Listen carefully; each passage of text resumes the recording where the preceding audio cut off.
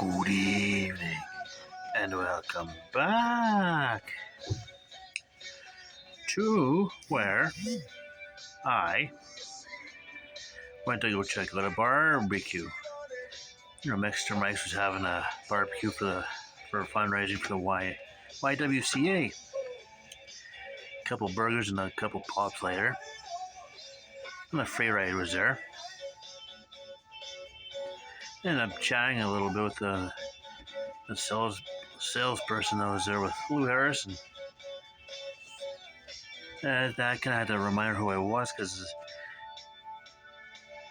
she had remembered that I seen one of my tattoos on my calves, the line there, and it had the Leo sign. And I kind of remember, yeah, I'm the guy who's got the line tattoo. We're showing off some of our tattoos that we got lately. And showed her the first one I got from 5 years ago, and she was amazed at the color still there. And yeah, 5 years, just over 5 years, and everything is still there. It's like, yeah, the red's one of the harder ones to keep in there. And I went off and grabbed a couple frames, and one of them's got the puzzle I finished, like, I forget how long ago, and I'm working on another one for the other frame. I'm gonna plan hanging up. I have no idea how many I'm hanging up. I have no idea how many I've got hanging up in this place. 1, 2, 3, 4. Let's see, 5 in my room alone, I think. There's Rogers Center. They got the baseball one, the Pac-Man and license plate one, and the map of the U.S. Map of the U.S. in license plate form. So that one is like, yeah, I'm grabbing it. Jesus Christ, I think I got 10 or 12 upstairs, so plus I ended up taking 7 of my tattoo shop skin junkies. So yeah, so that's how I killed. So that's how I killed today. Okay, clue time. Let's see, got this other one over here. Look at this. And let's see. Yesterday's Jeopardy category was 21st Century Films for $200. Answer: a waste collecting robot helps save Earth in this Pixar film. Question: what is Wall-E? Wall and the apostrophe and the dash E. Wall. Yeah, I clearly completely forgot about that movie. It's like, oops. No, clue for Tuesday, July 11th, 2023. 21st Century Films is a category still. This went for $600. Answer: director Rian Johnson said Laura Dern could not resist saying pew every time she fired her blaster in this film.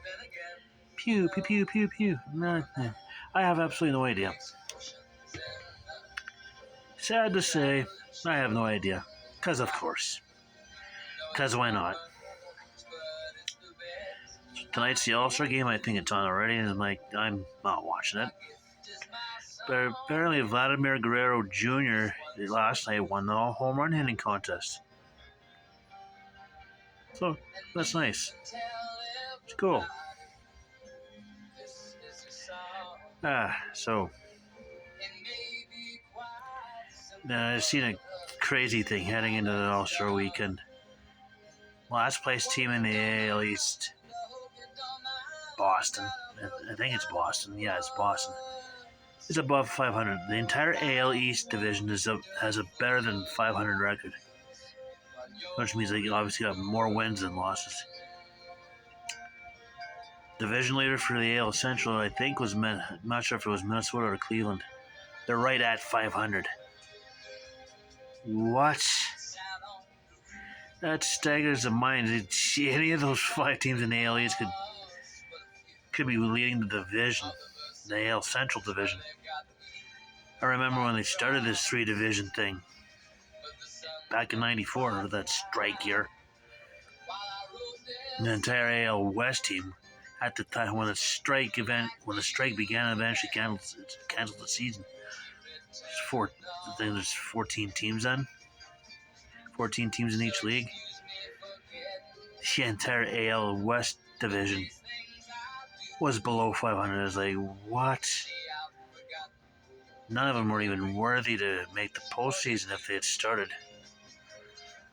Of course, those other questions like, who would have been in the World Series? Would have been the Yankees and the Expos? Would the Expos have kept their 6-game lead over Atlanta? Atlanta had a good team. Had good teams for pretty much from 1991 to even lately. Pretty consistently good team. They might have had a couple bad years. But back then, Atlanta just started winning and just winning division title after division title. Atlanta could have made up those 6 games. But we'll never know. Mal Williams, at the time of the strike, had 43 home runs. Could he have gotten to 60 that year? We'll never know. Tony Gwynn, hell of a player himself. At the time of the strike, he had a .394 average that led the majors. Could he have made it to 400? We'll never know. This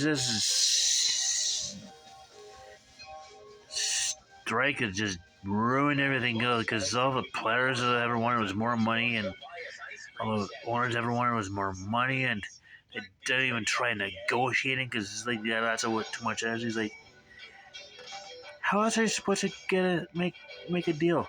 You get in the boardroom and negotiate.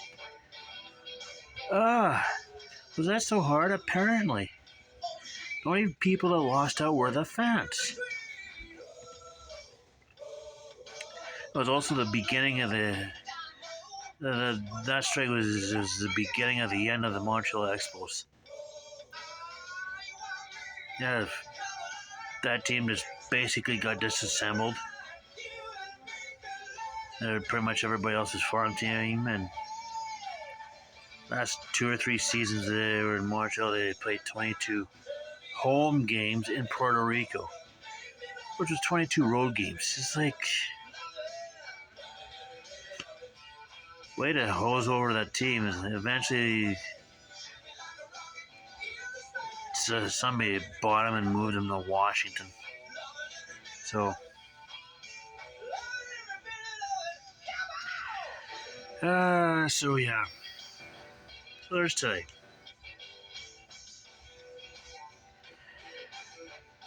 So I guess that's it. I could probably figure something out and continue on, but I'm gonna stop now. So in the meantime, and between time, stay tuned for the next one.